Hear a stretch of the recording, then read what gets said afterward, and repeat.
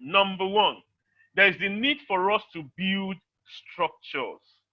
And what do I mean? I call it structured daily check-ins. What does this mean? Structured daily check-in. It doesn't mean, of course, the CEO will call every employee to check if they are there. No. There is a reporting line. Every line manager needs to carry that sense of responsibility to say, I need to have a time that I meet with all of my people. And what does that mean? Get on your Outlook. Put in the time there. Between 9 to 9:30, I'm speaking with Musa. Between 10 and 10:30, I'm speaking with Ifelma. Between 11 and 11:30, I'm sitting with Umar. Within this time and that time, I'm speaking with Shenfumi.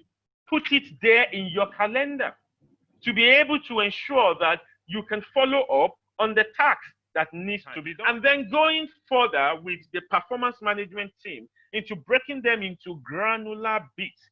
I mean, we call it keys. Keep it stupidly simple. That's the terminology we use in my Procter & Gamble days. And what does that mean? Checklist of things that must be ticked to be done on a daily basis based on people's job functions.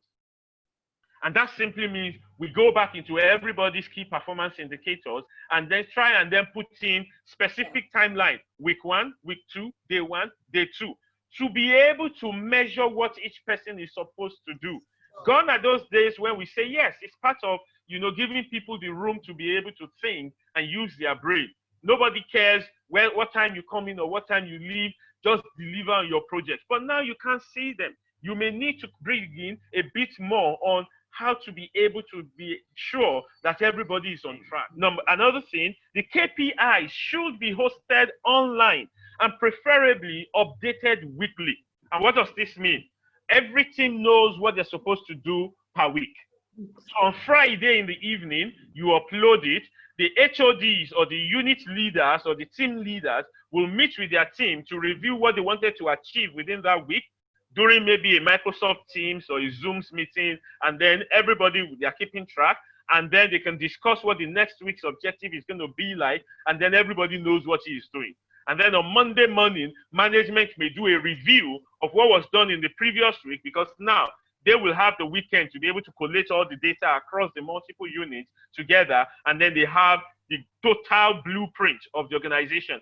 And that can also inform their decision or maybe tweaking strategy a bit to be able to achieve what they want to do. That weekly online departmental meeting to be able to track performance and contributions. Because you don't want to end up like a ministry where irrespective of what everybody does, we all get the same thing, we all get the same bonus, we all get the same promotion. You want to be able to track people who have gone over and beyond the call of duty.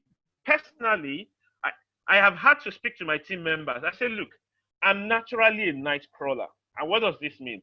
My best work hour is 10 p.m. to 2 a.m. So if you see my emails at that point in time, except you have chosen to also work at that time, don't be compelled to respond. But at least just follow up in the morning and give me the deliverables. I am going over and beyond because I see a lot of responsibility on me at this point in time to support the business. Now, if somebody else on the team has also taken that responsibility upon himself to go over and beyond, at the end of the year, no matter how bad, recognize such effort. Otherwise, you will kill that spirit in them. So